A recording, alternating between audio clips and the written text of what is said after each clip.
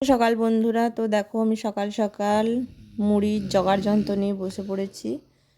মুড়ি খাওয়া হতে না হতে আমি এখানে স্নান টান সেরে রান্না করতে বসে গেছি। তো আমার এখানে ভাত আর শাক, পুনকা শাক দিয়ে একটা তরকারি হয়েছে, আর এখানে শাক ভাজা হচ্ছে। তো এটা আমি বিল থেকে শাকগুলো সকালবেলায় তুলে নিয়ে এসেছি, সেই শাকেরই আজকে ভাজা হচ্ছে। ওই মূলো শাক, পুনকো শাক, সমস্ত কিছু শাক।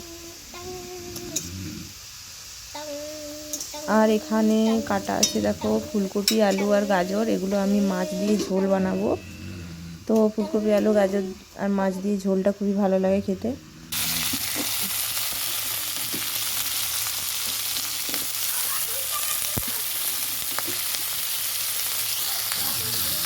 তো এখানে আমি ফুলকপি, আলু আর গাজর সমস্ত কিছু তেল দিয়ে ভেজে নিচ্ছি। একটু লবণ দিয়ে দিলাম যাতে ভালোভাবে সেদ্ধ হয়ে যায়। তো আমি এবারে ভালোভাবে এগুলো নেড়ে চেড়ে লাল লাল করে ভেজে নেব।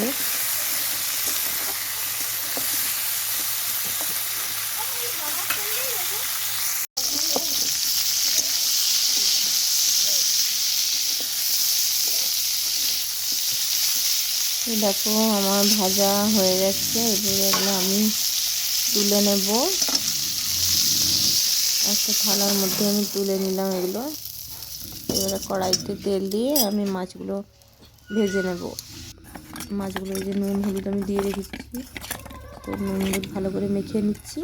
নুন হলুদ ভালো করে মাখা হয়ে গেলে মাছগুলো গরম তেলের মধ্যে দিয়ে মাছগুলোকে ভেজে নেব ভালো করে লাল লাল করে।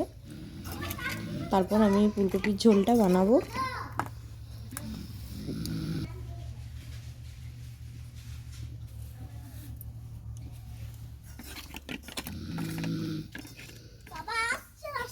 শীতকালে উনুনের মধ্যে রান্না করতে খুবই ভালো লাগে।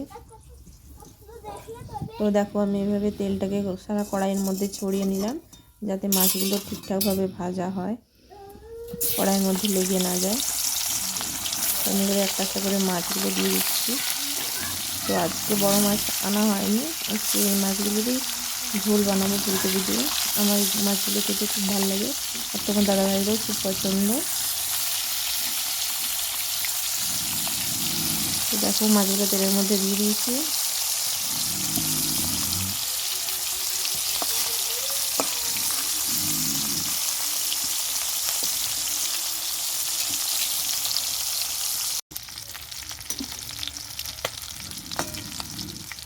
মাছ ভাজা হয়ে গেছে, এবার মাছগুলোকে আস্তে আস্তে উল্টে নেব। মাছগুলো দেখো একটা সাইড পুরো ভাজা হয়ে গেছে, এই পাশটা ভালো করে উল্টে নেব। আমি তেলটা খুব গরম করেছিলাম আর কড়াইয়ের মধ্যে তেলটা পুরো ছড়িয়ে দিয়েছিলাম, এই জন্য মাছগুলো দেখো কড়াইয়ের মধ্যে লেগে যায়নি, খুব সুন্দরভাবে মাছগুলো উল্টানো গেল। তো তোমরা এইভাবেই করবে। তো এই যে নারকেল ছাড়ানোর পরে নারকেল যে ছেবড়াগুলো ছিল এইগুলো দিয়ে উনানটা আমি ধরিয়ে নিচ্ছি।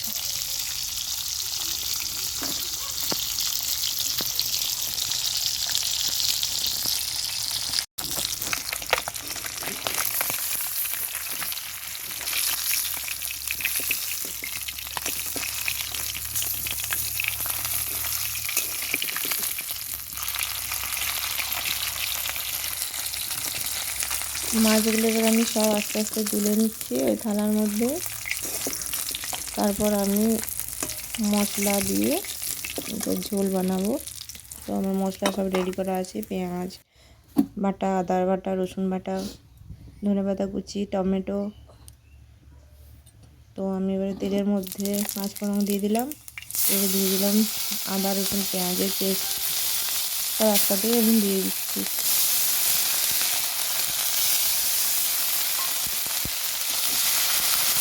এবারে আমি এগুলোকে ভালোভাবে কষিয়ে তার মধ্যে আস্তে আস্তে আমি সমস্ত হলুদ গুঁড়ো, জিরে গুঁড়ো এগুলো দেবো।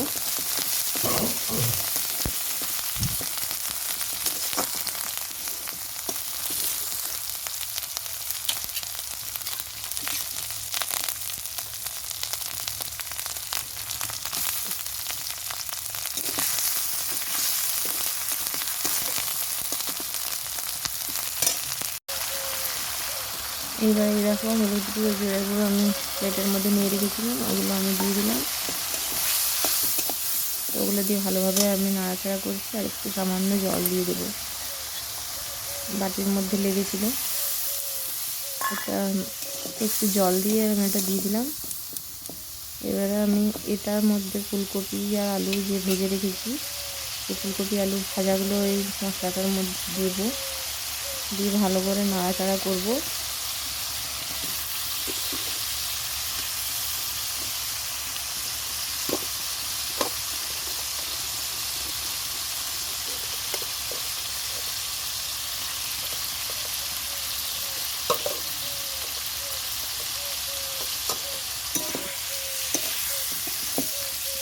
দেখো এইভাবে নাড়াচাড়া করে নিচ্ছি। তারপরে ভালোভাবে কষানো হয়ে গেলে এর মধ্যে জলটা আস্তে আস্তে দিয়ে দেবো।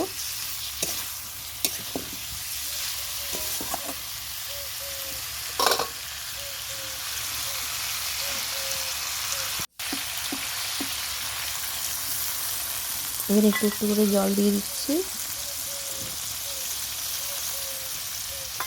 এইভাবে জল দিয়ে পুরো ঝোলটা আমি বানিয়ে নিচ্ছি। তো ঝোলটা দেখো ফুট ধরে গেছে, তো ঝোলটা ফুটছে। এবার আমি ধনেপাতা কুচিটা রেডি করে রেখেছিলাম, ধনেপাতা কুচিটা ওটা আমি ঝোলের মধ্যে দিয়ে দিচ্ছি। নামাবার আগেটাই ধনেপাতা কুচিটা দিলে গন্ধটা খুব সুন্দর থাকে ধনেপাতার। তো ধনেপাতার এই গন্ধটা খুবই আমার ভালো লাগে।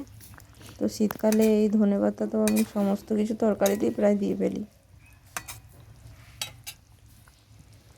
তো আজকের মতো ব্লগটা আমি এখানেই শেষ করছি।